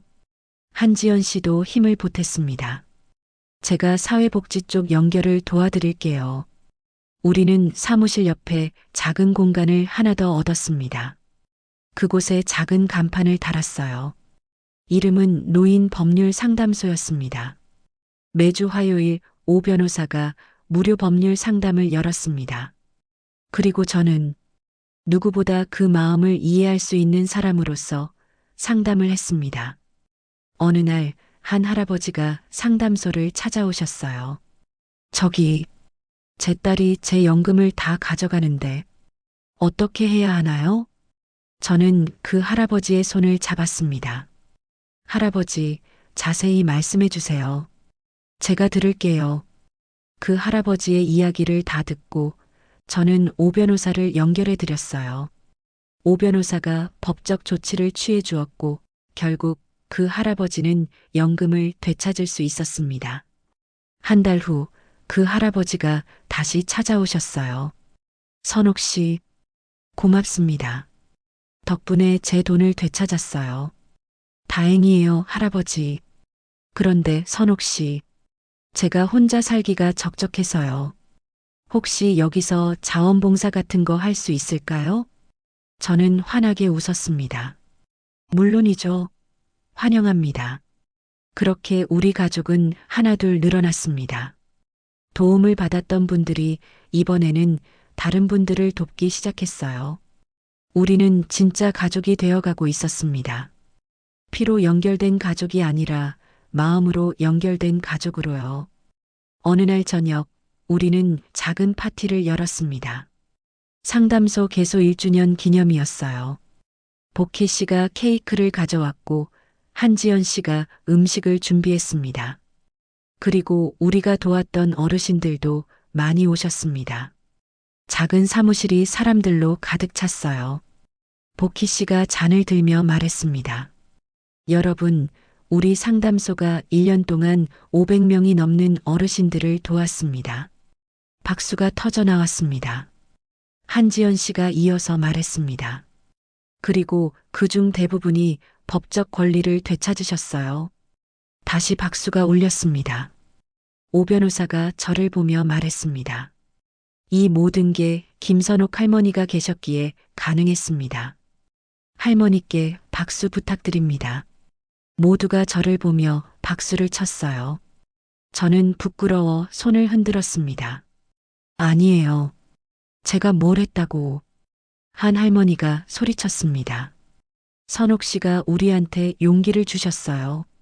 다른 할아버지가 거들었습니다. 맞아요. 선옥 씨 덕분에 우리가 다시 일어설 수 있었어요. 저는 눈물이 났습니다. 하지만 슬픈 눈물이 아니었어요. 기쁨의 눈물이었습니다. 파티가 끝나고 복희 씨와 한지연 씨, 오 변호사가 저와 함께 남았습니다. 우리는 조용한 사무실에 둘러앉았어요. 복희 씨가 말했습니다. 할머니, 2년 전만 해도 상상도 못했어요. 우리가 이렇게 많은 사람들을 도울 수 있을 거라고. 한지연 씨가 고개를 끄덕였습니다. 저도요. 할머니를 처음 만났을 때 그렇게 외롭고 힘들어 하시던 모습이 아직도 기억나요. 오 변호사가 저를 보며 말했습니다. 할머니는 정말 대단하세요. 그 끔찍한 일을 겪고도 이렇게 다른 사람들을 위해 일하시다니. 저는 세 사람을 보며 말했습니다. 여러분이 있어서 가능했어요. 여러분이 제 진짜 가족이에요. 복희 씨가 제 손을 잡았습니다. 저희도요, 할머니. 할머니가 저희 가족이에요. 우리는 한참을 말없이 손을 잡고 있었습니다. 나 같은 피해자가 다시는 나오지 않길 바랍니다. 저는 조용히 말했습니다. 그게 제 소원이에요. 더 이상 가족에게 버림받는 노인이 없는 세상. 한지연 씨가 말했습니다. 그 세상을 만들기 위해 우리가 계속 노력할 거예요. 맞아요. 함께요. 복희 씨가 덧붙였습니다. 우리는 서로를 보며 미소 지었습니다. 다음 날, 복희 씨가 저를 보며 말했습니다. 할머니, 날씨가 정말 좋아요. 오늘 우리 나들이라도 갈까요? 나들이요? 네. 봄이 왔잖아요. 벚꽃도 피고. 한지연 씨가 거들었습니다. 할머니, 등산 어때요? 요즘 몸도 많이 좋아지셨잖아요. 등산이라는 말에 저는 잠시 멈칫했습니다. 2년 전 그 끔찍한 기억이 떠올랐거든요. 복희 씨가 제 표정을 알아챘어요. 할머니, 괜찮으시면요. 무리하지 않으셔도 돼요. 저는 잠시 생각했습니다. 그리고 고개를 끄덕였습니다. 좋아요, 등산 가요. 정말요? 네. 이제는 괜찮아요. 우리는 차를 타고 강원도로 향했습니다. 산에는 벚꽃이 활짝 피어 있었습니다. 우리는 천천히 등산로를 걸었어요. 이번에는 혼자가 아니었습니다. 복희 씨가 제 왼쪽에서 팔을 잡아주었고 한지연 씨가 오른쪽에서 부축해 주었습니다. 할머니, 천천히 가요. 서두를 거 없어요. 1시간쯤 걸었을까요? 우리는 정상 근처에 도착했습니다. 저는 숨을 고르며 주변을 둘러봤어요. 2년 전 이곳에서 저는 절벽 아래로 떨어졌습니다. 하지만 지금은 다릅니다. 봄 햇살이 따사롭게 내리쪼이고 벚꽃잎이 바람에 흩날리고 있었어요. 복희 씨가 물었습니다. 할머니, 무섭지 않으세요? 저는 고개를 저었습니다. 괜찮아요. 이제는 안 무서워요. 한지연 씨가 제 손을 잡았습니다. 할머니, 정말 대단하세요. 우리는 정상에 앉아 경치를 바라봤습니다. 눈 아래로 온 세상이 봄빛으로 물들어 있었어요. 저는 그 아름다운 풍경을 보며 말했습니다. 버림받은 자리가 내 인생의 끝인 줄 알았어요. 복희 씨와 한지연 씨가 저를 봤습니다. 하지만 그건 끝이 아니었어요. 새로운 시작이었죠. 저는 미소 지었습니다. 2년 전 저는 이곳에서 떨어졌어요. 죽을 뻔했지만 살아남았어요. 그리고 여러분을 만났어요. 저는 두 사람의 손을 꼭 잡았습니다. 진짜 가족을 만났어요. 그리고 제 인생의 의미를 찾았죠. 복희 씨가 눈물을 훔쳤습니다. 할머니, 저희도 할머니 덕분에 의미를 찾았어요. 한지연도 고개를 끄덕였습니다. 맞아요. 할머니가 저희에게도 가족이 되어 주셨어요. 우리는 한참을 그렇게 앉아 있었습니다. 벚꽃잎이 바람에 날려 우리 주변을 춤추듯 흩날렸어요. 저는 그 아름다운 순간을 마음속 깊이 새겼습니다. 산을 내려오는 길, 저는 뒤돌아봤습니다. 저 위 정상이 봄 햇살을 받아 반짝이고 있었어요. 고마워, 도윤아. 네가 날 버렸기에 난 더 강해질 수 있었어. 네가 날 떨어뜨렸기에 난 다시 날아오를 수 있었어. 이제 엄마는 괜찮단다. 너도 네 인생을 잘 살아라. 그 후 이야기, 그로부터 몇 년이 더 흘렀습니다. 실버 권익 네트워크는 이제 전국 조직이 되었고 수천 명의 어르신들을 도왔습니다. 저는 여전히 매일 사무실에 나가 상담을 했어요. 복희 씨와 한지연 씨, 오 변호사와 함께, 그리고 우리가 도왔던 수많은 어르신들과 함께. 어느 날 한 젊은 기자가 저를 인터뷰하러 왔습니다. 할머니, 지금 행복하세요? 저는 창밖을 바라보며 대답했습니다. 네, 정말 행복해요. 힘들었던 과거는 이제 괜찮으세요? 과거는 과거예요. 저는 지금을 살고 있어요. 마지막으로 한 말씀 해주세요. 할머니처럼 힘든 일을 겪고 계신 분들께. 저는 잠시 생각하다가 말했습니다. 포기하지 마세요. 절대로.